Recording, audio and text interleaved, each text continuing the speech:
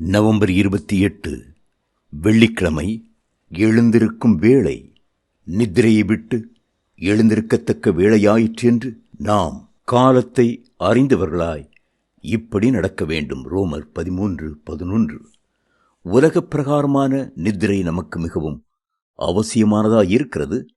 நாம் நித்திரை செய்து ஓய்ந்திருக்க வேண்டும் என்பதற்காகவே கர்த்தர் இரவு வேளையை வைத்திருக்கிறார். கர்த்தர் தாம் நேசிக்கிறவனுக்கு நித்திரையை அளிக்கிறார்.